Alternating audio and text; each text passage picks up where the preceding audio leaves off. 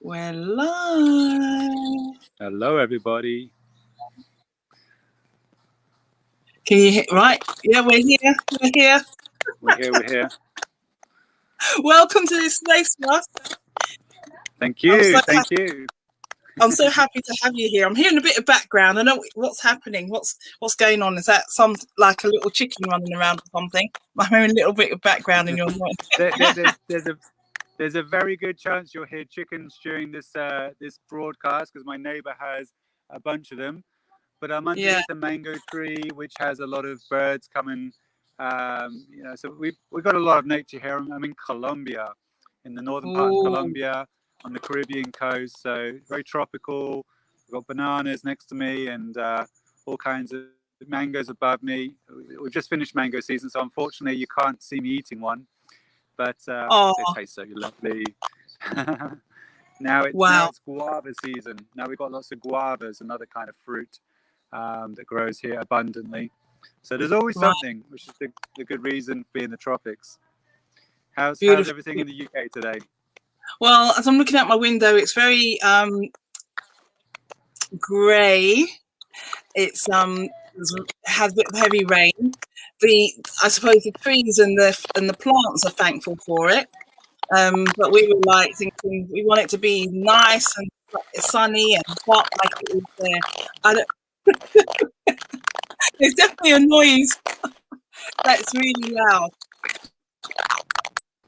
I don't know what it is. Anyway, I'm gonna welcome my guest into this place. So I'm welcoming you wherever you are. Good morning, good afternoon, good evening, good night. Welcome to Komplete Collective Conversations in Flow. And my special guest is Russell Manning. I used to call you Russ, and so I was like, oh, Russell Manning. And he is in, where are you? I'm in Colombia. I hope you can hear me because you're a little bit breaking up. Yeah, Unfortunately, when you're doing international live events, we're at the mercy of the internet. So I remember you saying that we in order to get this to work, we had to do it before the rainy season comes in. This is true, right? Because here in the tropics, you get extreme weather events. In the UK, wherever you are, it's nothing like the tropics. Tropical weather, it's another level of rain. And here, when it absolutely hammers down, there's nothing to do but just stay inside, and that's all you can really do. I seem to have lost you. I'm here still. I'm here. Can you hear me? Can you see me? Yeah. I hear you. I don't. You're a frozen image. That's okay. I can do it. All right. Okay. Yeah. Well, hopefully it's frozen on a smile. Yeah, absolutely. I can always think of you smiling completely. You're speak with. Thank you.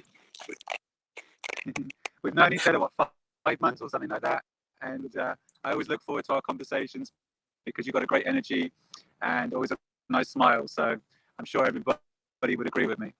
Oh, thank you so much, Russ. Thank you. I want to find out a little bit more. Well, I want the audience to find out a lot more about you, actually. Yeah. So we can talk about how we met. So we're both Pono coaches on the Pono Tribe, Pono Quest platform, and so your specialism is Permaculture and Regeneration. I wanted to know a little bit about you, how you got there, what inspired you, and what motivated you. I'm just trying to figure out what this background noise is because it's really like. Okay. I'm going to be honest and say I heard about half of what you said, but I got the idea that you want me to talk about my backstory, so to speak, how I got to Colombia. Yes. So I'm going to explain it. So basically, you might tell by my accent, I'm actually not from Colombia. I'm British, and I left the UK 20 years ago and spent 12 years living in Barcelona in Spain. And I met a girl there, and we had a family and all the rest of it. And after, one of the daughters, she got to the age of, the stepdaughter, she got to the age of 16, just finishing school. And we said, let's go and do something outrageous. Let's go and travel the world with, a 16-year-old, and at that time, a baby, basically 20 months old. So we basically packed everything up, and we put on backpacks, and we went and traveled the world, and we went volunteering. So, more than just, traveling and, staying in resorts and, kind of boring stuff like that. We actually, met real people in their areas and stayed in their houses, or helped them, in their gardens, whatever they wanted. There's a very good platform, a volunteer platform called Workaway.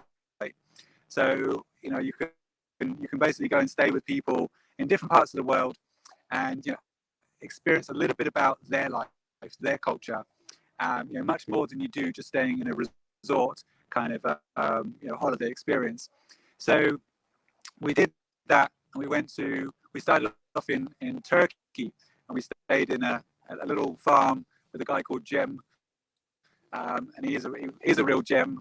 Amazing Turkish food, and that was just a great start. And then we went over to India, and we literally traveled. Today I've been speaking to a lot of Indian, because I helped them with some conversational English, and I can talk to them about their country because I've been there, I've done it. We were there 5 months, and literally started off in Delhi, went up to Ladakh, which is in the sort of the Himalayas, with all the Buddhist temples up there. There was a Kashmir, and then all the way down to the bottom in Kerala and Tamil Nadu. And when we were in Tamil Nadu, we volunteered at a place called Sedana Forest, and it's in a kind of it's part of a bigger collection of projects called Oroville, and they got this. You probably find it very interesting. There's I'm going to describe it as a giant golden golf ball in the center of the complex, which you can go inside and you can meditate. Okay, so imagine the scene in Superman, where they've got all the crystals, and that's kind of how it felt inside to me. We all had to wear long white socks up to your kind of knees, like a public schoolgirl, and there was all these like big crystals inside. And it was my first experience of meditation. So any part of this project complex is Sedana Forest, and so the name Forest gives you an indication what the project's about. How they've been going 17 years there now. I was there 7 years ago, and they've got before and after pictures. So the before picture was a very desolate landscape, not very many trees because they've been deforested, and their idea was to reforest. And I was there 7 years ago, so 10 years after they started, and boom, there was plenty of trees. They had been successful, etc. Right, but it wasn't necessarily an easy journey. It never is often. There's always trials and tribulations that go along to challenge us, right? And so Abraham, he's the leader of the organization, and they've got projects in Haiti, in the Caribbean, and also in Kenya, Africa. So they've got 3 projects right now. But it all started in Sedana Forest in Tamil Nadu. And he said to me, Russell, the first year when we started, if we had just planted trees, the first summer they would have died, because the first thing you have to do is you have to understand where you are. What is your climate? We're in a period where we talk about climate crisis, climate change, but in most places, climate is a kind of steady thing, right? More or less, it changes a little bit, but it's more or less, a constant. If I'm in the tropical climate, it's not like being in a UK temperate climate. So there, you get a very, big monsoon, lots of water, and then you get a long, hot, dry summer. Okay, so if you just plant trees in the monsoon, and then you don't give them any water, they're not going to survive the first year of the long, hot, dry summer because, you know, there's no water. So you have to, you know, put a plan in place. And what they did was they did some earthworks. They built things called swales. They put some dams in. They built, you know, a big kind of earthen pond or lake, and that helped, you know, provide water, you know, through the dry period. And they also did a selection. You know, you select the kind of trees that you want to grow that are adapted. So they use something called acacia. Okay. Hang on, tell my daughter to be a little bit quieter. I've got a 9-year-old. She was the little baby when we started. Oh. Lily, can you be quiet a little bit? Because I'm just talking. Thank you. You know how kids are, right? Same the world over. So basically, they decided to plant acacia trees, which are native to Africa and Australia, and they're very hardy. So we call them a pioneer, right? Like you know, someone who goes off to do an adventure is someone who's quite strong and tougher than the average, you know, let's say office worker. Okay, they're more adapted to a tougher environment. You put an office worker in the middle of the Sahara Desert, they're not going to survive, you know, more than 24 hours, right? But an adventurer who's got experience, is more adapted, is going to give a better chance of survival, right? So the same with plants. We choose the right plants for the right conditions. So in fact, what happened, I was there after 10 years, right? The acacias were doing so well that actually I was having to take some of them out. I was chopping some of them down. I was doing a bit of deforestation because we were actually going to replace them with native trees. Yes, it was like kind of phase one, you know, using the acacias to improve the conditions, make it easier for the office workers to survive. Put a bit of a cafe up there, and, you know, all the rest of it. So in case of plants, we're talking about shade, mulch, organic material, improve the soil so the water stays there, and basically life gets easier. So then you can use second phase, go in there and plant, you know, trees that are, you know, they're native, but they're not necessarily pioneer species. Okay, and so that's what they did successfully. The other thing was the community, and perhaps this is just as equally important as the trees. They said, you know, the project is about growing trees and people, right? What happened to me when I went there? I went through transformation. I arrived as a city boy in a sense, and I left with a little bit more experience about, you know, what it took to, you know, to be involved in a project which was sustainable, which was, you know, very productive, which was about regeneration, restoration, and was about cooperation. You know, perhaps one of the most important words that we need to really embrace in our time, right? Cooperation. And so that sense of community, and I learned so much. I was just there for just 1 month, with my family, and but it really had a significant impact on us as a family, and it was the last time actually we lived together, because at that point so she wasn't 15, she was 18, right?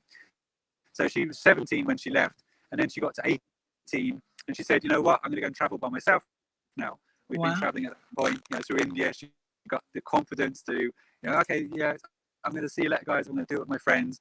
And then now she lives back in Spain, whereas we're still living in Colombia, where I'm today. So what happened after Sedana? So what happened there, was I was introduced to something called permaculture. It's a design science. So at that point, it was just a fledgling idea, what it was all about. But I had heard about it before, but it was the first time I'd really experienced, a kind of holistic design science. So you're not thinking about individual elements, thinking about them as a collective. How do they actually interact with each other? How can one benefit the other? This output, can it be connected to an input over there somewhere else, so that you actually get a much more efficient, natural system? If you go into a forest, everything is cooperating at a certain level, right? There'll still be some competition, sure, but there's going to be a lot more cooperation going on than you probably realize at first glance. So, that was the point that I got a first taste of permaculture, and it really, it was like being infected with a virus that you just want more of, right? It was a very positive virus. Yeah. And basically after that, I was just kind of geeked out, you might say, and hit the books and got onto YouTube. There's a lot of amazing videos you can just watch on YouTube about permaculture, and continued volunteering a lot of places and just learning more about farming is one thing I did, and in different climates. Went to Australia, Malaysia, Thailand, Indonesia. Just talked to one lady this morning that I gave her students English classes, right, as a volunteer, not as a teacher, but just as he was the teacher, I was just like the native English speaker. So accent, that kind of thing, right? Because sometimes foreign speakers kind of mess up the accent, and so you need it wouldn't be very good if I had an American come along, would I? But a British accent, you know what I mean? Yeah. Yeah, I know what you mean. I'm just playing with the Americans. I love it. I know. All the rest of the Pono coaches. After that, we went off to Australia, and then eventually, after I think 2 years in Southeast Asia, we went over to South America and landed in Buenos Aires, and went up to, once we got over, the worst, I'd never had jet lag until I went from Sydney to Buenos Aires, and it took 3 days. That was proper jet lag. And of course, my daughter, she was 3 at the time. She slept through the whole thing. She's got no jet lag. She's full of energy, and just being annoying in Buenos Aires when you just want to sleep, right? Anyway, so eventually headed up to Paraguay with the intention of buying a van and then driving through South America. So that's exactly what happened. It was Sandrine's birthday, and we came across this kind of turquoise, like a VW camper van. Looked a bit like the Scooby-Doo van, right? Okay. In fact, a lot of people commented, "Oh, it looks like the Scooby-Doo van." Very beautiful turquoise color. And we said, "Wow, we did a deal with the owner." And then we started to do all the paperwork. And what was supposed to be, I bought a van in Australia. It took me an hour to get it into my name, right? So Paraguay. In the end, it took 5 months to get the paperwork into my name. So what was supposed to be, we thought it would be a 6-week process. It turned into 5 months in Paraguay, or longer, I can't remember now. And we did do a couple of months. It was longer. It was like 5 months Paraguay and 2 months in Brazil. It was like 8 months in total. It was crazy long. Another story anyway. And then after we drove through South America, and reconnect with people we'd seen in other parts of the journey in Asia. Started experimenting in a sense with some of the South American medicines, the ayahuasca. Oh, really? Yeah, some of the cactus and things. I want to come back to that. I want you to talk about that experience. Okay. Yeah. Okay. Yeah, for sure. And so that was in in Peru, in a place Cusco, which is I'm sure you've heard of the Machu Picchu, right? So I didn't go to Machu Picchu because it's just ridiculously expensive. If you're on a budget, to take a kid up on the trail, oh my goodness, it's super expensive. Is it? This is new to me. This is new to me. So you're informing me. This is a school day for me. I mean, if you're coming from the UK with UK money, it's not expensive. But if you've been traveling around the world a couple of years and you're on a tight budget, then it's like, and to be honest, there's so many other beautiful archaeological things which are just as good potentially around you. It's like whatever. It was a tourist thing. It's like I can leave it. Yeah. But so we left it. But we were up at this shaman called Tupac San, like the rapper Tupac, and Yeah. he was nothing like the rapper, I guess. He was alive for one thing. And anyway, so we did medicine with him, and we also did medicine with a guy called Michael. So Michael is part of it's like kind of like a Brazilian church where they do ayahuasca.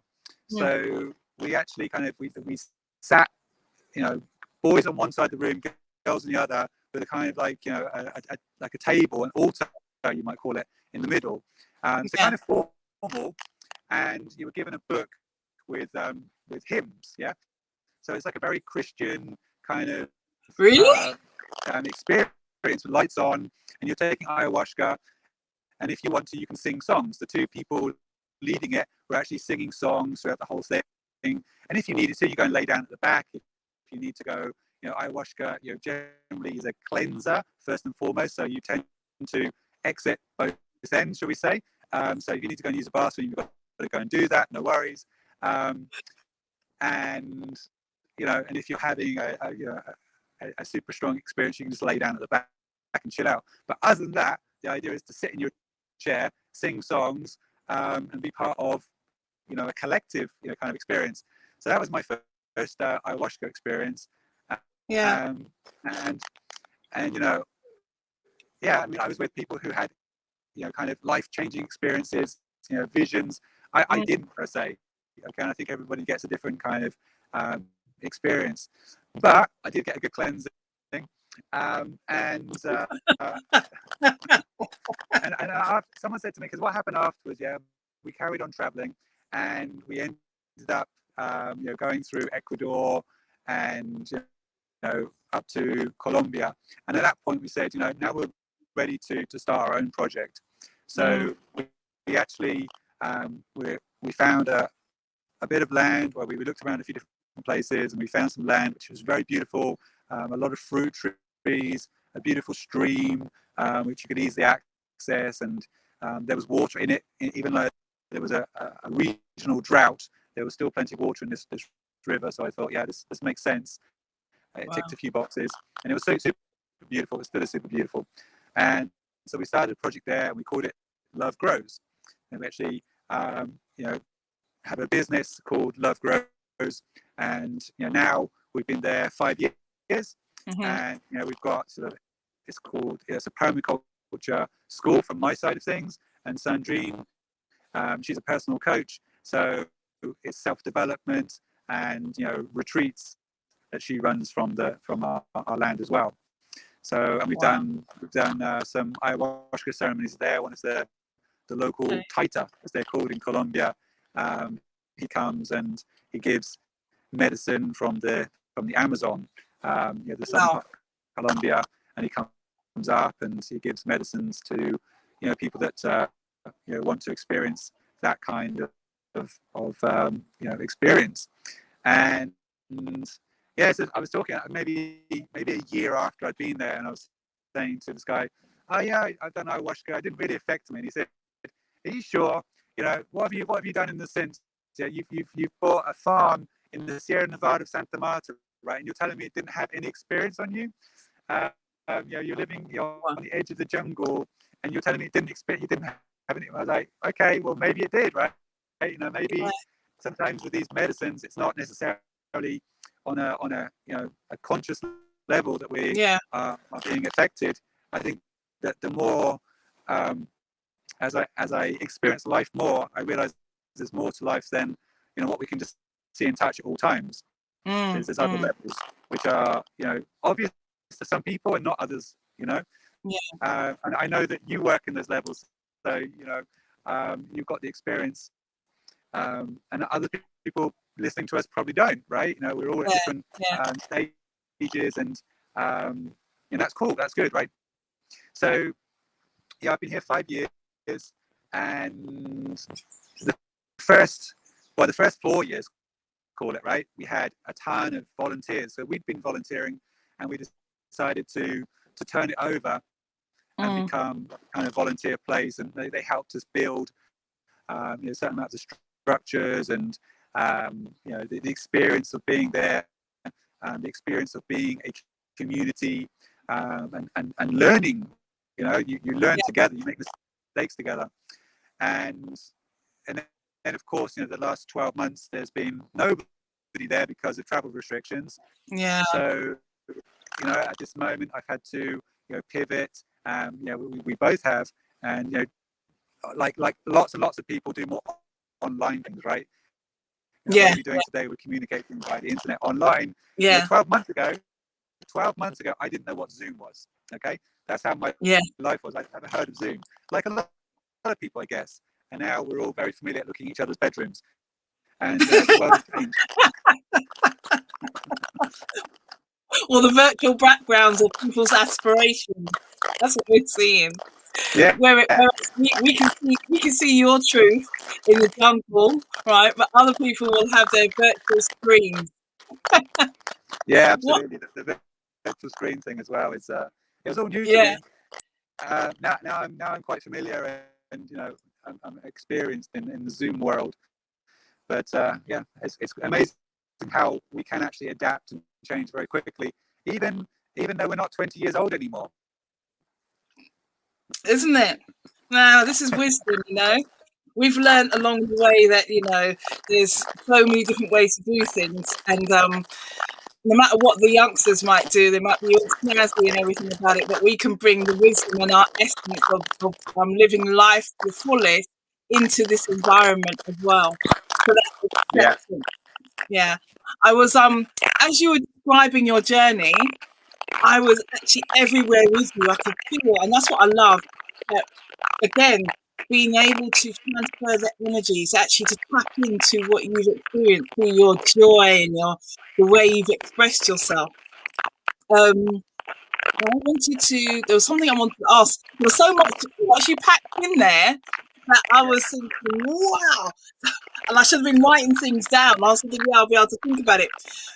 Now, I want to take us back to the golden ball, where you talked about how the crystals inside that place before it was wasted land. And I was just thinking about who was the person who actually thought about that? Who was actually the person who was the architect, brainchild behind it? And then I was going to ask you the same thing about you and Love Grows, because you would have to plan out what you want things to look like. I know that you said it was trial and error, but you would have had a vision.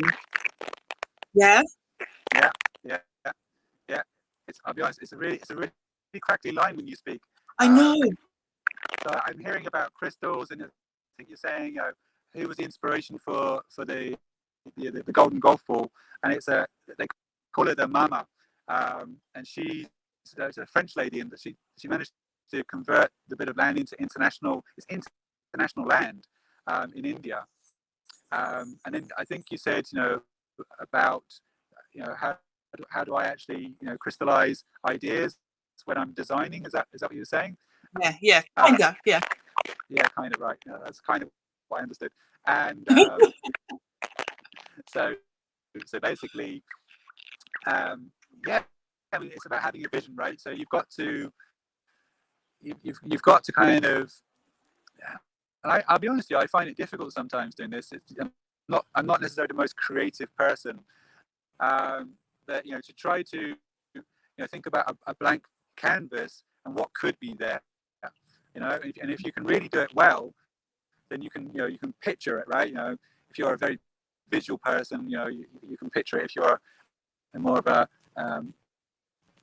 someone needs to touch things, I can't remember the word, then you might need to build it. Tactile, right? Tactile, yeah. I don't know how you do it, an audio person, but you have to sing a song about it, I guess. But yeah, it's that idea that we can create something out of nothing.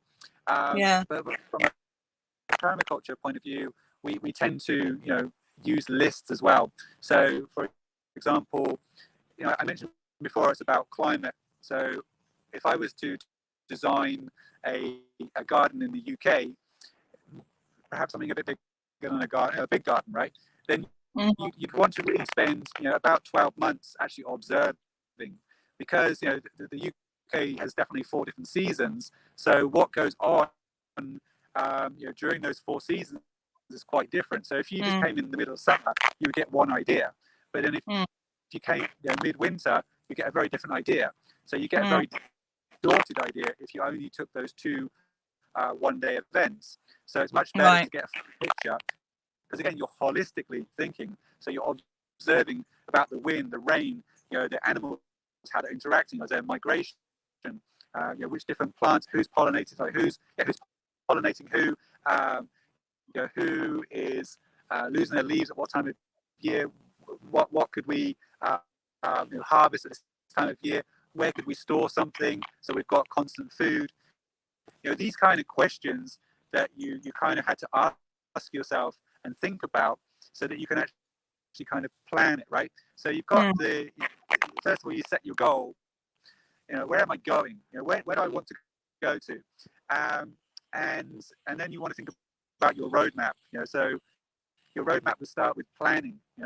And the great thing with permaculture is it's all about usually using. You can do it with a pencil and paper. You can do it on a computer, whichever. I use a pencil and paper, pretty much. And you just kind of you sit down and you plan. And when you get it wrong, guess what? You get a rubber and you rub it out, right? If you just took a spade and started, doing stuff, and then you realized it was wrong, you're gonna have to redo it all again, right? Wow. So there's the advantage. Remember, like the carpenters, they say measure twice, cut once, right? Yes. So yes. Worth doing things a couple of times before you actually take action. Because here's an example. In my land, as I said, when I arrived there, it was really dry. Yeah, there was water in the river, but the owner said to me, when the rains come, this river will come up 3-4 times its size, which it does. And I was like, okay, well, wonder what else happens during that rainy season. I'd never seen a tropical rainy season. So before I did any major construction, I wanted to see a bit of rain. And so I did, and I quickly realized that it was parts of the land that turned actually into rivers. You couldn't see them as rivers during the dry season. Right. But suddenly there's a river that's a temporary river. It's an afternoon river, such as the big storm, such as the volume of water comes down the hill. There's suddenly a river that lasts maybe 2-3 hours, and then it's gone again. But if you build a house directly in that river, you're going to be in trouble, right? Yeah. So that's what I'm saying. Try to observe as long as possible to see different events. Which way does the wind come from? If you put your front door directly in the path of a cold winter wind, every time you open your front door, the cold wind's going to come straight into your house. So you have a freezing cold house. Your heating bill's going to go through the roof. Literally, and you're going to be like out of pocket. So it's better to oh look, January wind comes from northeast. I'll put my door southwest, right? So you're fully from the cold wind. That's a good observation to make. Yeah. So that's the kind of stuff we're talking about. Wow. I wanted to ask you, and I know every time I speak, that's when the crackling comes in. So we're going to try our best. But maybe you can lip read me. Can you see me? You're about this big. Is it? Okay. Let me open my mouth a bit wider. What I was going to ask you is, you talked about the different seasons, and so I want to take us on to the planting, but also eating. When you're being advised not to eat things out of season, so when they're being imported, I wanted to know what you felt. I want to know more about that. So, eating strawberries in the winter and things like that. I think that'd be really good information. And then I want to go on to creating our own medicine. Yeah? Yeah. Okay, cool. Yeah, look, here's the thing, right? So we, I think all of us have got used to things being available in the supermarket all year round. Here's the problem with that. So, we're also moving into this era where we're becoming more and more aware that we have to be, sustainable, net carbon zero, all these kind of new words to us. And so we're going to be becoming more and more aware of transportation of goods and services. So, if you go into, let's call it, Sainsbury's, Tesco's, whatever, yeah, whichever your supermarket is, in January, and see, oh look, there's fresh tomatoes. Well, that tomatoes are a summer fruit, right? So how on earth are they available in the UK midwinter? Well, because they've been imported, or they've been potentially grown indoors is maybe another option. And here's the thing, right? We've got these huge transportation costs, to the environment, which is not great. The other thing, if it's grown, slightly extended season, then it's probably been sprayed with a bunch of chemicals as well. If I just go through this, a little, I'll extend a little bit. I want to tell you a story about just general farming, shall we say, because we've all eaten monocrop foods. Yeah, pretty much in every processed food out there, it's coming from a mono-style type farming. And the problem there is it's not the farmers, it's the process. So what happens is you get a field of wheat, right? And it's not just a small field. It's from horizon to horizon, and unfortunately that means that there's no pest control because all the habitat is gone. Yeah, so we've only got wheat. So you get a locust comes down. It's not just one locust; it's a plague because there's no predators available because there's no habitat.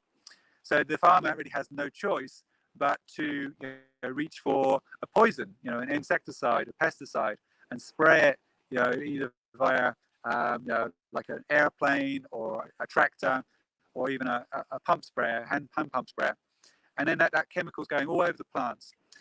And then we've got gravity, right?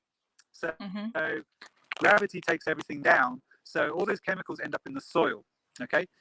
Now, healthy soil should be full of microorganisms, which are really beneficial to the plants. Yeah, they act as a bridge between minerals that are in the soil and actually, minerals that the plant can actually absorb. So they're super important. Things like bacteria, fungi, protozoa, nematodes. But if you start putting poisons onto the plants, that poison goes into the soil and kills a certain amount of our microorganisms. Okay. Right. Now, if the soil, if we do nothing, if humanity disappears out of the equation, the soil repairs itself. Yeah. And how does it do that? It allows plants to grow. Right. So you get like weeds. Yeah. All different kinds of plant weeds. Now, a farmer doesn't particularly want to grow weeds. He or she sees them as competition. So now they get the herbicide and they spray a herbicide all over the plants. It kills the weeds. It doesn't kill the wheat because that's a transgenic. It's made by the same company that makes the herbicide, Monsanto or something like that. Yeah. And so what happens next is now the soil organisms are really getting damaged. So they start to, they're the ones that keep the structure of the soil. So the soil starts to lose its sponginess, starts to compact. And so if you've got a sponge, then water can be absorbed. But if you've got a squash sponge, a kind of pancake, no water can get in there, right? So now your farmer is going to have to add extra irrigation. Yeah. So now how do you usually do irrigation? Usually by spraying, right? These like a big sprayer.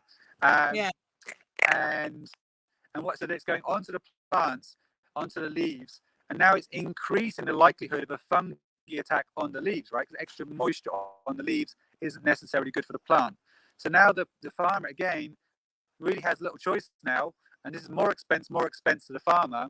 Now they're spraying a fungicide on the plant, right? And I said the soil needs fungi, so now all this fungicide is going down into the soil. It's killing all the fungi, all the beneficial fungi. So now the plant is like, I can't get food, right? So now you've got no choice again but to give the plant artificial fertilizer, which is basically like a salt, which is really high in nitrates. Most of it's water soluble. Most of it is not absorbed by the plant. 90% just goes down again into the water course, into our rivers and lakes, where it causes algal blooms, which then leads to basically overgrowth and suffocation. There's no fish. The algae starts to kind of pile up on each other, turn into a swamp, all anaerobic and nasty. And this is happening the world over, right? And this is just because of monoculture style farming. So, what we say is like, we don't need to use these chemicals. We can grow everything we need to. We've got so much food available right now. We don't need, no one's going to starve, right? We've got a period of, here's the cocks. Then we've got to repair the soil, right? So it's a period of repair soil, get the life back into it, and then we can have organic, with dinner. Then basically repair the soil, and then we can have lots of life again. We need to also put in habitat, So imagine, really I can hear you. Yeah. So basically, imagine in the UK, days gone by, you'd have a small field with a hedge around it, right? That was a typical UK agricultural system. So in that hedge, you'd have animals, mammals, you'd have birds, you'd have other insects. So the locust comes down. I don't know if you get locusts in the UK actually, but another kind of pest insect in the UK. Yeah. Then, look, there's a bird sitting in the hedge, and he said, "Oh, look, there's my lunch." So there's always this the population of one goes up, the pest population goes up, the predator population goes up, they go down together. There's a balance. There's a balance. So you don't get plague problems, you get balance. There's resilience in a natural system, and that's where we're at the moment. We're out of balance, right? Why have we got climate change? Why have we got a heating climate? Why have we got no insects when you drive through the countryside anymore? Why have we got bee populations that are falling? Guys, you got no bees, you got no humans, because those guys are so important to our whole agricultural system. If we have no bees, we will not literally physically be able to pollinate everything. There's not enough of us, strangely, right? So we're at this point where we're going towards a wall at high speed, and it's looking quite nasty, right? So we've got to slow down, right? And this is when I go back to design. If you go off at high speed, you think, I think I'm going in the right direction, but actually you're going in the wrong direction, then you get lost really quickly. Yeah. So what we need to do is do good design, but do it slowly. Okay, we need to rush into things. If you do it slowly, and you realize, oh, I've gone in the wrong direction, but actually you're not that far away from the right direction because you're going slowly. Okay, so it's not about rush. You look at politics, and they've got 4 years to do their thing. They're rushing. It doesn't work. We need to have a long-term, slow and steady approach to get things in the right way. Oh, we're going the wrong way. Let's go back. We're not too far from where we should be. And little by little, we get to where we have to be. You understand? I vote for Russ Manning.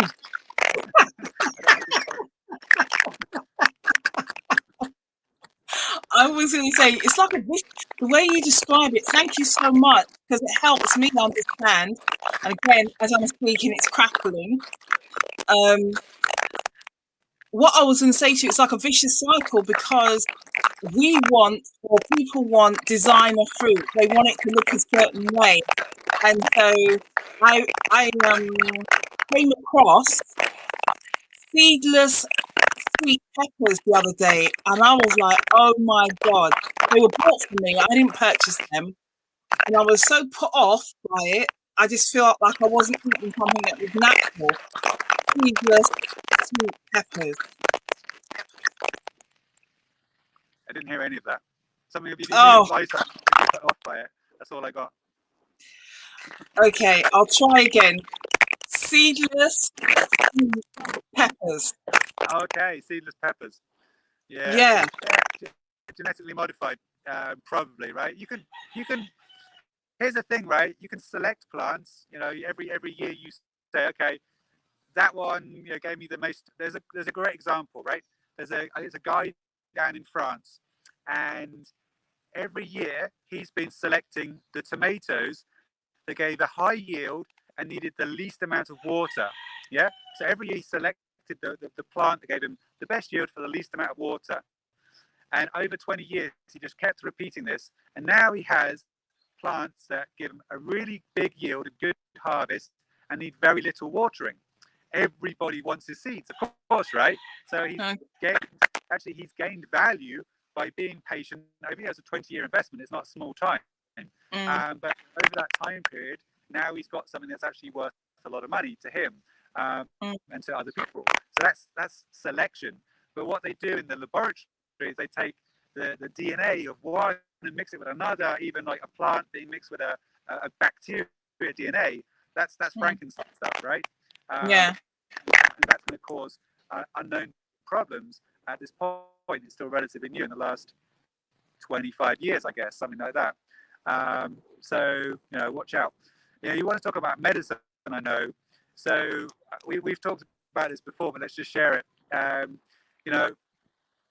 There is one idea. I mean, if you have direct contact with your garden, direct contact with the soil, your mental health is going to be much better, right? It's been proven time and time again that people who are in the garden have a better mental space than people who are not. Right now so many people have been messed up because of the last lockdowns, etc. And I'd really recommend that if you're one of those people feeling a little bit out of sync with how you should be, get in the garden, get your hands in the soil, get growing, feel the excitement. Even just the kids, that they've been locked up, they really need to be exposed to these kind of things. And children can be educated at such an early age to go and plant a seed, watch it grow. They don't need to go and see a science class. You can just do it in their own little back garden, right? Even the balcony, whatever the space you've got. So it's something that benefits everybody, every generation. So if you grow your own food, then it's said, and I can't prove this. It's said that the food will adapt to you, right? And there's a book called The Ringing Cedars. It's about a girl called Anastasia in Russia, and what she recommends is that you put seeds, like not all of them, but like one or two, in your mouth for about 8 minutes, and it said the DNA of your saliva will go into the seed, so that when you plant that seed, actually it's adapted to you. It knows what you want, what you need. Perhaps is even more specific. We all have. Every one of us is unique and different, so we've got unique needs. So if your food is adapted to you, boom, there's going to be a lot going on there. I've got bees here. I'm not really a beekeeper per se, but we've got native bees. They're stingless, which are really easy, right, to live around. You can have them just next to you, and they're never going to sting you. They're tiny, in fact, and you shouldn't take all the honey from a bee, right? Why they're producing honey is for their storage. They need it, but you can take a little bit, and these particular bees, they pollinate the trees, little tiny flowers, and their honey is ridiculously medicinal, right? Honey that you buy in the supermarkets, guys, is probably not good honey because it's been sterilized, and therefore it's losing all its medicinal properties, unfortunately, right?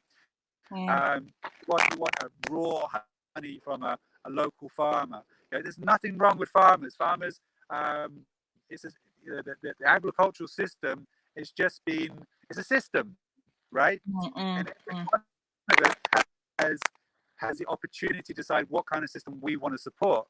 We have our money, and that's every pound, euro, dollar you spend is a vote for the kind of world you want, right? If you want to support Coca-Cola, keep buying their products. If you would prefer that they change their packaging to something that was sustainable, not using PET, which stays in our beaches and everything for the next 20,000 years, whatever it may be, then veto them. I don't want to buy your product until you change. Guess what? They will change. They will have to. If they lose or their customers, they will have no choice but to change. Or guess what? Somebody else comes on with a better invention. Maybe it's you, right? And a new innovator. Whatever idea it may be, it doesn't have to be Coca-Cola, whatever it could be. You've got the new thing. Everyone's like, yeah, I want that. So you've got business. It's about how we work together. This is the new era, the new dawn of humanity, that we're going from, perhaps being the most destructive element of our ecosystems to be the most constructive element.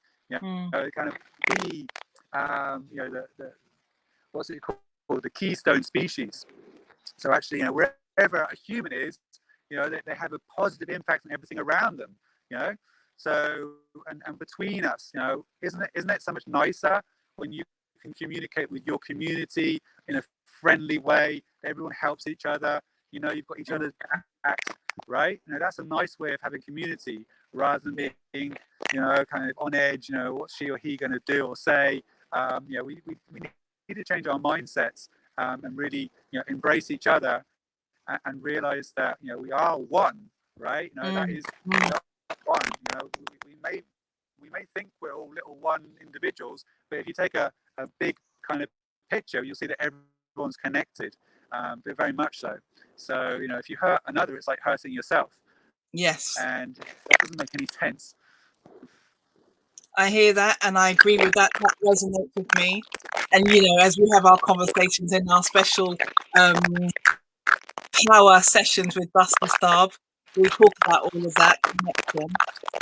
I know that you can't hear me properly. I would like you to. Can you hear me? Yeah. So I would like you to talk a little bit about your retreat. So I've got lots of videos of people who've done testimonies about their permaculture courses, learning to say. And when do you think that we can come and visit you again? Okay. You want me to talk about my course, and then when you can come and visit me? Yeah. Okay. Okay, you can come and visit me tomorrow if you want, as long as you can get a plane over here. Then we over here, there's not really any problems right now. I'm very rural anyway, so I often don't see people for quite a bit of time, and everybody's welcome for sure. I think you can come into Colombia. It's I think Bogota may be having some lockdowns, but I think the rest of the country is quite good right now. I don't know, to be honest. But I think if you can get a plane, you're fine. So you're welcome to come. If you can't or don't want to come to Colombia, then I have, as I said, gone online, and you can actually take advantage of seeing my online course. I've got you can use the Pono Quest website to see one of the intro courses, and if you like what you see and you like the way that I teach, then you can actually go ahead and do a longer course as well. So there's a kind of try it before you buy it kind of first course, which is our gift to you, to see about permaculture. Even if you do that course, you'll learn a lot, guys. It's not so much. Like you don't need to be like a master gardener, or you don't need to have a huge garden. You don't. It's not complicated stuff, or something that you're going to feel limited. It's for everybody. Is my point, right? Wherever you are, however much time you've got. If you're like, I haven't got any time in the week, even if you had a couple of hours set aside for some leisure time, as I say, it's really beneficial to get your hands in the soil. And we're talking about gardening, but permaculture is much more than that. It's about designing communities and doing reforestation and building houses which are sustainable. It's a huge topic, but that's what we're talking about. Doing good in the world, right? Not just doing less bad, actually doing good in the world. I really encourage everybody to not be I think, you know, sometimes when we look at, you know, the world, you can feel kind of, well, it's so big and such a big problem. What can I do as an individual? I think it's important to actually realize that, you know, every little thing that me as an individual, you as an individual, what we do actually does make a difference. Because if everybody's doing a little thing, actually, what's that mean? It means it's a really big thing, right? Everybody doing a little thing, you know, whereas like a few people doing a big thing is a little thing, right? Everybody doing a little thing is a big thing. So don't feel intimidated, just take action, you know, do whatever you can, be it as little or as big as you want to get involved in, but do something, right? Do something which you think is, you know, doing good in the world. Even just being nice to other people, right? That's a big thing. You know, smiling, you know, imagine that, everybody walking around smiling, not like a clown smile going, hey, hey, hey, but actually a genuine smile, nice to meet you. You know, so that's a couple of little tips from me today. Excellent, beautiful advice. I don't know if you know that I actually do a smile session every Sunday, and it's only for 15 minutes, and people come on to Zoom, we play music, we set intentions, we smile, bit of eye gazing, and then we just music out, and then that starts our Sunday. It's beautiful. So smiling is important. Absolutely. And I don't know if everybody, you know, sees this on I don't know how this works. Does it go onto Facebook, or, you know, where are you streaming this? Right, yeah. You know what? The crackling, I'm hoping that it gets recorded to the YouTube, and I will send it to you. Yeah? Right, yeah, I saw... I'm just saying, like, you know, if people want to, you know, see the permaculture course, you can just go onto my Facebook profile as well, and there's links from there to you know, to try things out. Just to let you know. I've been sharing. Yeah. Yeah. It's a sharing and caring. Yeah. Yes. It's important, as you say. You know, in order for us to be able to make small changes, it's about learning, gleaning the knowledge, becoming wise about what we can do, and like you said, little by little. I'm so aware of the noise that is happening when I'm speaking. So it's the frequency and the high vibration. That's what I'm claiming it to be. I don't know if you heard that. You know when you get like those CB radios and it goes crackle, crackle, crackle. That's a bit like you today. Yes. So it's but high frequency. Yeah, hopefully it's okay.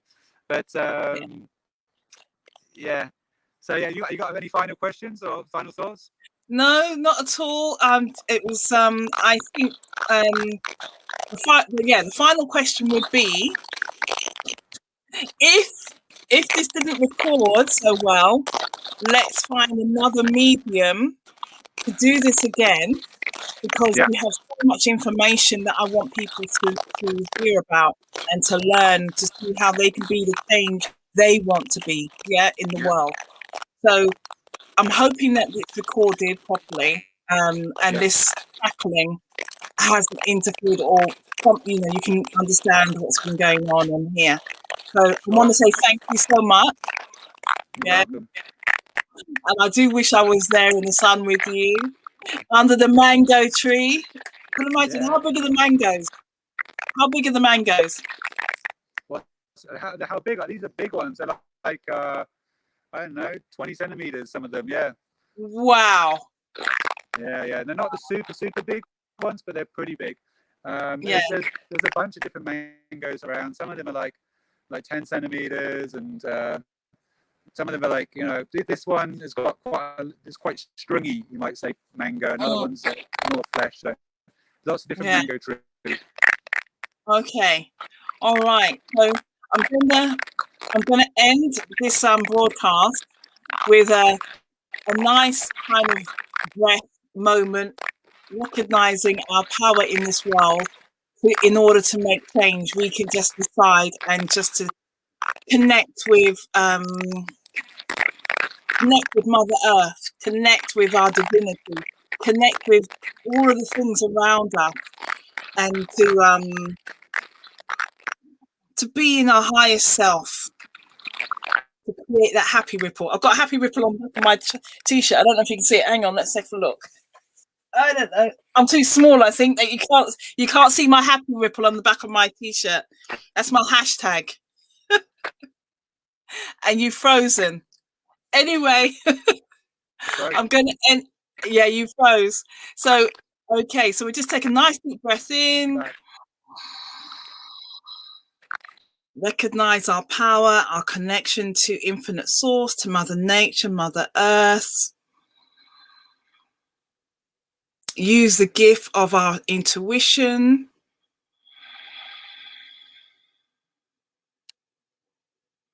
To be the change we want to see in the world. Thank you, Russ. It was so good hearing so much more. Oh, he's gone. Well, thank you everyone for being here. I hope you enjoy this whichever time you're actually watching this. And as I said, I can't remember when I'm using different devices, like where am I looking? I'm looking straight at you, giving you a big smile and saying thank you. Namaste.